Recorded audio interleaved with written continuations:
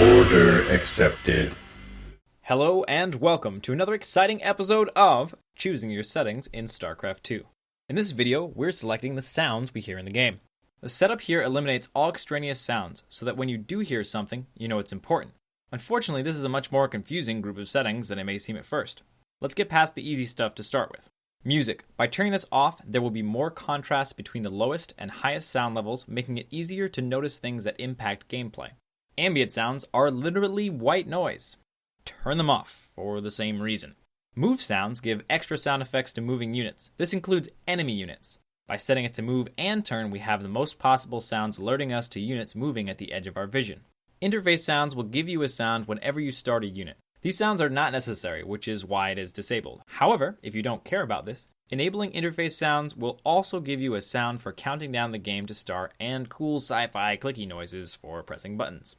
Game volume during alerts will make the rest of the game sound more quiet when you're being alerted. This will bring out the alerts to make them more noticeable. However, since we have only the most essential sounds selected, this would make us miss important sounds. By leaving it at 100%, we will always hear the game at the same volume. Reverb is unnecessary and eats into performance.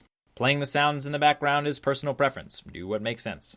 Setting sound quality changes only the fidelity of the sound. We go with low for best performance. Group sounds are unnecessary.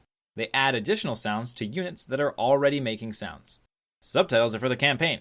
Soundtrack doesn't matter because we're disabling music, but you get bonus upvotes for the Brood War soundtrack. Now for the deceptive stuff.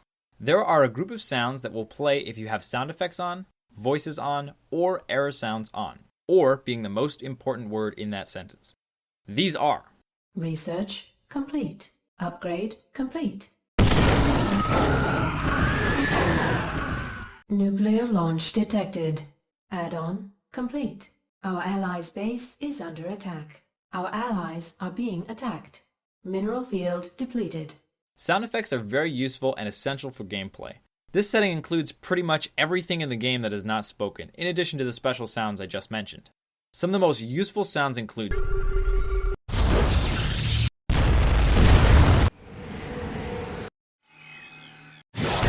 It's also worth mentioning that using headphones will allow you to know not only that there's an enemy pylon being built, but which direction that enemy pylon is in.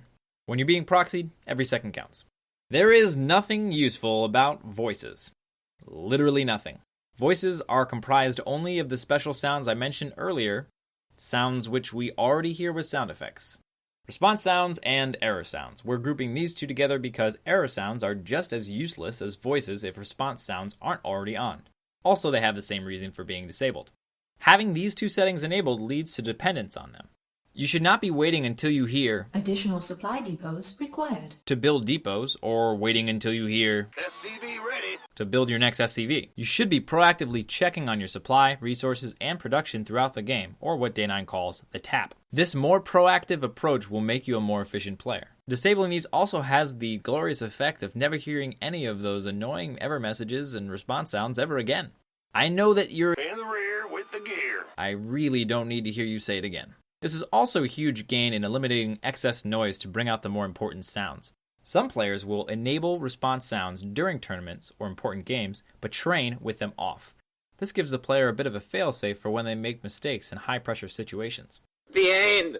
My name is Jack Attack, and as always, thanks for watching. If you have an idea for a video you'd like us to do, please leave it with any questions, comments, criticisms, concerns, or anything beginning with letter C in the comment section below, and we'll see you again soon.